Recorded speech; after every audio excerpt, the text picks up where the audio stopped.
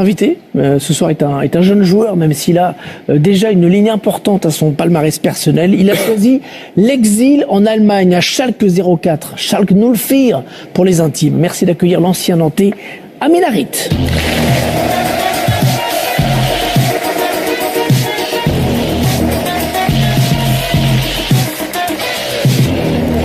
Bienvenue à vous. 20 ans, le FC Nantes jusqu'à cet été, et puis le grand saut vers la chantoyante bourgade de Gelsenkirchen. Ça se passe bien là-bas en Bundesliga ? Oui, très bien, super. Ça se passe super bien. 6 matchs, 6 fois titulaire, acclimatation très rapide. On peut dire ça comme ça, voilà, ça marche bien pour moi depuis le début de saison. J'espère que ça va pouvoir continuer. Le titre majeur dont Hervé parlait, c'est évidemment le championnat d'Europe des U19 en 2016, l'année dernière. Vous avez quitté donc la France après un an seulement passé en Ligue 1. C'est quoi ? C'est la langue allemande qui était... L'appel de la langue allemande était plus fort ? Non, vraiment pas. Voilà, j'ai passé une saison magnifique à Nantes la saison dernière. Et c'était important pour moi de pouvoir aller dans une équipe qui allait me permettre de franchir des paliers. Voilà, à Nantes, j'ai appris énormément de choses, mais je pense que signer à Schalke 04 m'a permis de découvrir un nouveau championnat et surtout pouvoir progresser personnellement. Rennes, c'était le grand concurrent du FC Nantes, le derby Rennes-Nantes. À Schalke, maintenant, ça va être le derby Schalke-Dortmund. Vous avez déjà pu constater dans votre club cette énorme rivalité ? Oui, bien sûr, on en parle déjà avant même que... Pour vous dire, je connais même pas la date du derby encore et que ça en parle déjà dans le vestiaire. Ouais, on sent vraiment qu'il y a une rivalité énorme entre les deux clubs. La suite. On a parfois dit sur ce plateau que les autres grands clubs, le Real, le Bayern, ne faisaient pas de matchs sans intensité. Est-ce que c'est votre avis, Ami ? Est-ce que vous trouvez que le Bayern, depuis que vous êtes en Allemagne, fait tous ses matchs à fond, contrairement à Paris, peut-être, je sais pas. Le Bayern, c'est costaud à jouer. Voilà, moi, pour avoir joué contre eux en ce début de semaine, on a eu énormément de mal parce qu'ils viennent chercher très haut. On sent quand même quand ils ont le ballon que c'est au-dessus du lot, donc je pense pas qu'ils fassent des matchs à 50% et d'autres à 100%. Mais c'est la mentalité, c'est des Allemands. Ouais, bien sûr, en Allemagne. Faut pas un début de saison fracassant non plus. Ils ont fait match nul ce week-end quand même, à domicile. Donc, il y a un problème d'envie. Il y a un problème d'envie, mais il y a eu aussi un problème de niveau sur ce match-là. Lorsque vous prenez certains joueurs, je pense à Verratti, qui est pour moi pas encore au niveau qu'on lui connaît. Je trouve que Rabiot, lorsqu'il joue au rythme de Thiago Motta, perd beaucoup de sa qualité. Je trouve que malheureusement, il est bien supérieur à Thiago Motta lorsqu'il est ce milieu relayeur qui donne un petit peu de volume de jeu à son équipe. Et on a l'impression que cette équipe maintenant, elle attend l'exploit offensif d'un Cavani, d'un Mbappé ou éventuellement d'un Draxler hier. Après, les avec problèmes d'envie, tu peux attendre un moment. Hein. Sur ce que disait Olivier l'année dernière, où j'étais pas du tout d'accord avec lui, c'est sur les matchs pré-Ligue des Champions. On l'a ressenti un petit peu sur ce match-là. Après, sur l'intensité que mettent tous les grands clubs en Ligue 1 ou en Bundesliga, ça fait franchement 2 ans que le PSG le fait beaucoup moins qu'il y a quelques années où on disait que le PSG ronronnait. Voilà. On peut comprendre que certains joueurs mettent pas l'intensité maximale dans un match comme ça, mais ceux qui jouent leur place à Paris, je pense aux deux latéraux, là, Berchiche, Meunier, à Draxler éventuellement, eux, ils ont tout à gagner, à faire un gros match. Draxler, il avait l'air résigné avant de commencer le match. Je pense qu'il se dit, de toute façon, dès que Neymar va revenir, le premier qui va sauter, c'est moi, et c'est ce qui va se passer d'ailleurs. Donc mec, il est résigné. Et une réaction aussi sur le terrain, quand tu vois, hormis à Mbappé sur le match où on voit qu'il est percutant, si moi je suis à la place de Draxler, j'ai du souci à me... Justement, vous parliez de Mbappé, vous avez joué avec lui en U19. Est-ce que vous avez été frappé par la fulgurance de sa progression ? Non, frappé, non. Voilà, on s'y attendait tous. Voilà, par rapport à... Il était au-dessus des autres déjà quand vous l'avez connu ? Oui, il était déjà au-dessus. Voilà. J'ai joué contre lui aussi à l'âge de 10-11 ans. Alors, en région parisienne, il était déjà au-dessus et je pense que c'est juste le niveau auquel il devait arriver et je pense qu'il n'a pas encore fini d'en éclabousser. Ouais. Vous avez encore des contacts avec lui ? Oui, toujours. Vous entendiez bien déjà à l'époque ? Oui, toujours. Un peu foufou Kylian. Il a l'air, justement, c'est pour ça on vous demande.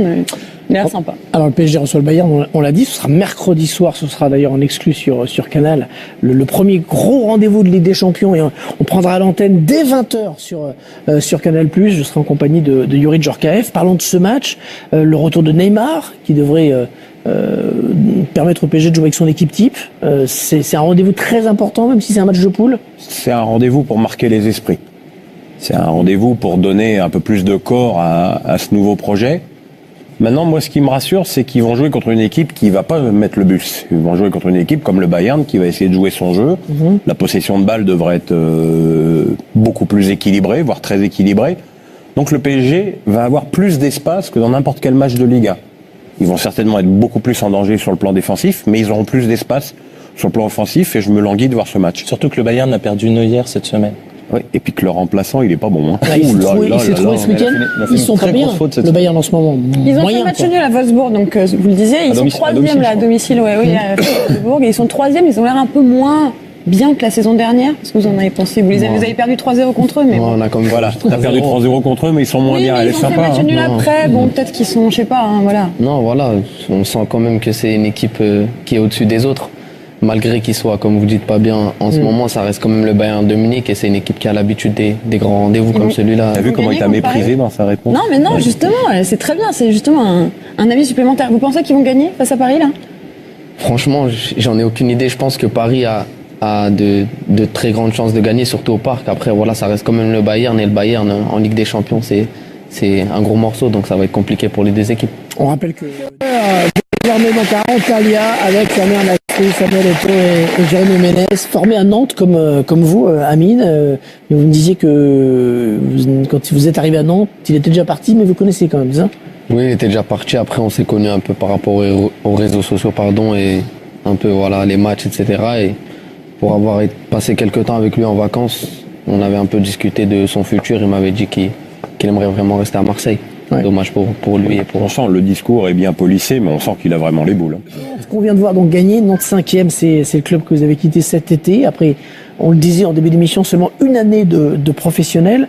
On sent que vous avez un plan de carrière très clair dans votre tête. Beaucoup d'ambition et des paliers à franchir. Vous avez eu peur de laisser passer cette opportunité de signer à Schalke. C'était ça l'idée? Ouais, voilà, j'ai un plan de carrière bien défini dans ma tête. Voilà, j'espère pouvoir franchir les paliers petit à petit sans me manger un mur entre deux paliers. Voilà, je pense que pour moi c'était le bon moment. Certains pensaient que c'était un peu tôt, mais je sentais que j'avais les capacités pour franchir ce palier qu'il fallait. Et je sais qu'il y en a encore beaucoup à franchir. Il se termine où d'ailleurs le plan de carrière? Ça se termine dans un immense club, c'est ça l'idée? Il n'a pas de limite encore. Il n'y a pas de limite. Il n'y a pas de limite. Alors, vous êtes parti à Nantes. Vous êtes arrivé à quel âge à Nantes? Vous êtes très jeune. J'arrive à l'âge de 15 ans. Non 15 ans, venant de la région parisienne, de Paris 19e. C'est ça. Et vous avez marqué un but avec l'UFC Nantes. On va le voir, c'était en décembre dernier. Un but, vous avez un petit peu volé à votre copain quand même sur la fin. C'est vrai que le président Kita aurait voulu que vous restiez un petit peu plus. Il était un peu fâché que vous partiez si vite. Oui, voilà, on avait beaucoup parlé avec le président pendant les vacances et on s'était vu avant la fin de saison et il m'avait dit que s'il y avait une offre qui lui paraissait bonne pour le club et pour moi, il n'y avait pas de souci pour un départ. Après voilà, il n'y a pas eu de soucis comme on a pu l'entendre dans la presse. Je pense que Nantes était pas content que je parte, mais content de récupérer du transfert et moi aussi. Donc les deux parties étaient contentes. Donc c'était principal pour moi que mon club formateur soit gagnant et que moi aussi. Alors on l'a dit, vous avez été champion des U19 et vous avez aussi joué le premier match de qualification pour l'Euro 2019 avec l'équipe de France Espoir. Depuis, alors voilà, on va vous voir sous le maillot français. Depuis, vous avez décidé de répondre à la sollicitation de la sélection marocaine. Alors la question que j'ai envie de vous poser, c'est que généralement les décisions comme ça, c'est un peu avant ou un peu après déjà d'entamer une campagne de qualification. Alors pourquoi maintenant? Pourquoi vous avez pris cette décision maintenant? Ça fait un bon bout de temps maintenant que j'étais en contact avec le coach Hervé Renard ainsi que les dirigeants de la fédération marocaine. Après voilà, j'ai pas su refuser la sélection en espoir alors que j'avais déjà ma décision en tête. Vous avez déjà réfléchi avant? Oui, voilà, par respect pour la Fédé, je me voyais pas dire non, je viens pas à la sélection. Voilà, donc pour moi c'était important de venir à la sélection, de faire ce que j'ai à faire sur le terrain, tout en étant respectueux envers le groupe, etc. Et je pense que c'est ce qui s'est passé. J'ai fait mes 2 matchs, tout s'est bien passé. Et 2-3 jours après, j'ai appelé le coach Ripoll pour lui mettre au courant de ma décision. Et il l'a très bien prise. Le but, c'est la Coupe du Monde 2018? Voilà, bien sûr, on a 2 matchs très importants qui arrivent avec le Maroc face au Gabon et à la Côte d'Ivoire. Voilà, j'espère que tout se passera bien et qu'on pourra arracher ce ticket pour la Coupe du Monde 2018. Il a du pot, il se barre de partout et ça se passe bien avec tout le monde. Ouais. Ça, les gens Quand bien ça se passe élevés. bien, ça se Il est passe. venu, il a pris le pactage, il est reparti. Non, on l'a rendu celui-là en plus, on l'a même pas gardé.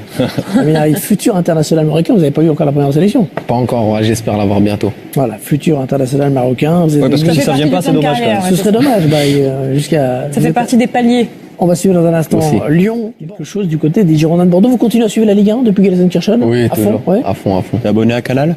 Oui. Non, ça va. Évidemment, il ne va pas dire le contraire. Alors, on a dit que vous étiez originaire de Paris. Évidemment, après Nantes, est-ce que vous êtes supporter du PSG? J'aime beaucoup le club de Paris. Voilà, je me rendais au Parc des Princes avec mon père quand j'étais petit. Après, je suis pas vraiment supporter du PSG ou En Europe, peut-être d'une autre équipe, non. Même pas? Je suis supporter de Nantes, moi. Je suis un Nantais, franchement. Pur et dur. Ouais, pur et dur, voilà. Malgré que j'ai En grandi à Coupe d'Europe, Paris. il te dérange pas trop, Nantes. Hein. Non. Coupe d'Europe, je suis supporter de Paris parce que c'est un club Ouais, c'est ce français. que je disais. C'est C'est ça la question. la question que te posait la En dame. Coupe d'Europe, ouais, voilà, La j'espère dame en que mauve. Paris ira loin en Coupe d'Europe, bien sûr. Allez, on parle de Lyon. Merci beaucoup d'être venu, Amine. Vous repartez à Gelsenkirchen. Ah, c'est la fête. C'est quoi le prochain T'as trouvé match une boîte là-bas?